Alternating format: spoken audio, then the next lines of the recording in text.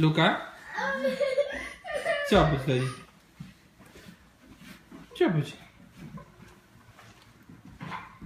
Cum a fost tati la școală? Poți să frumos, tati? Da? Ne descălțăm acum.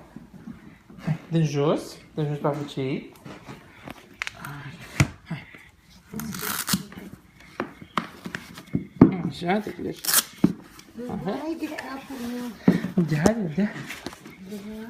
Da, tem que dar nașa jos, tati. Așa, tati.